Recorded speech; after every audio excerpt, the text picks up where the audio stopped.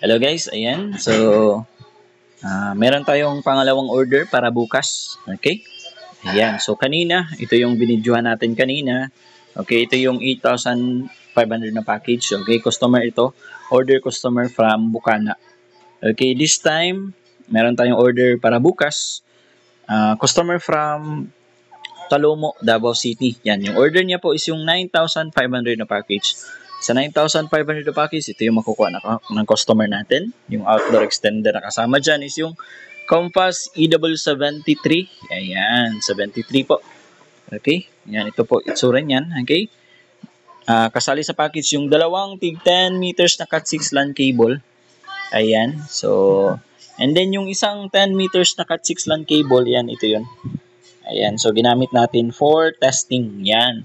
Meron din itong kasaling 2x3 na tarpaulin. So hindi ko lang naisama dito. Ayan. So ito, yan. 2x3 po kasali sa package niyan. So nandun. So hindi ko naisama sa video pero meron siyang kasaling 2x3 na tarpaulin. Okay? And then syempre yung ating Vendo na curve box. Yan, curve po yan. So, kita nyo, dalawa, yung black at saka yung gold na color. Okay, yung coin slot niyan, tumatanggap yan ng bago at saka lumang coins. Naka-lead frame na rin. Okay, kita nyo, curve yan. Okay, ayan, so meron tayong mga coins dyan, bago at saka luma. Siyempre, yung ating 20 peso coin. Okay, ayan, so para hindi ka na mamumblema na palitan yung coin if meron kang customer na may 20 peso. Automatically, pwede nila ihulog yan sa Vendo. Okay. Ayan. Sige, try natin mag-connect dyan sa outdoor extender. Okay, yung gusto ipangalan dyan ng customer, punta tayo sa isang phone. Ayan, wait natin. Okay. So, yung gusto niya ipangalan dyan is, yan yung, yung Queen Piso Wi-Fi. Yan, click natin yung Queen Piso Wi-Fi. Click ko lang yung Queen Piso Wi-Fi. Ayan, wait natin a few seconds. Ayan, antayin lang natin.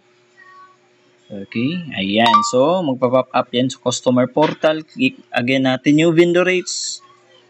Ayan. So, ito yung default. Again po, pwede po yan ma-edit mismo sa admin panel. If ano yung gusto nyong rates, yan.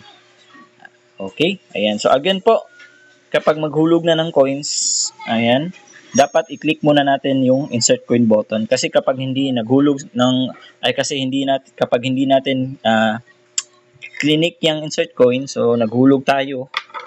So kita nyo, babalik lang yung coins, okay? Ayan, so click ko na yung insert coin. Ayan. Okay, hulog ako ng 20 peso coin. Lumang 10 peso coin. Okay, yung bagong 10 peso coin. Lumang 5 peso coin. Bagong 5 peso coin na, nagon. Yung bagong 5 peso coin na circle. And then yung dalawang bago at saka lumang 1 peso coin.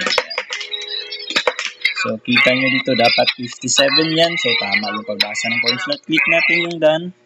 Ayan, kapag wala na ihulog na coins, wait natin a few seconds. Ayan, so, connected ka na. Okay, meaning connected ka na yan sa Vendo. Okay, again, try natin mag-play ng video.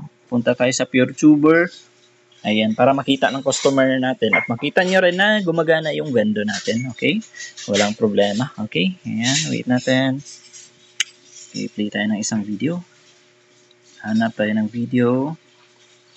Teka lang. Saan ba dyan? Ayan, so click natin yan. Okay.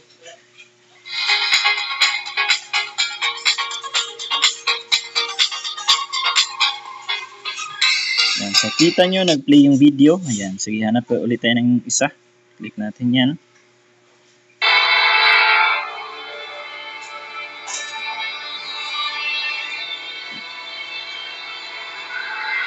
Ayan. So, nag-play ulit yung video and then connected tayo sa Queen Piso Wi-Fi. So, meaning po, gumagaya na yung Vendo natin. Okay, walang problema. Okay, again po, customer ito from Talomo, Davao City. Yung order niya po is yung 9,500 na package. Ayan. So, yan. So, tapos na natin prepare din yung order ng customer from Bukana. Okay. Bali, dalawang Vendo ang i-deliver natin bukas. Itong 8,500 na package. to Bukana po, customer from Bukana. And then yung 9,500 na package, customer from Talomo. Ayan. So kung gusto nyo po pala ng ganitong setup, feel free to contact po. Ayan. If gusto nyo magtanong regarding sa mga packages natin, feel free to contact. Ayan.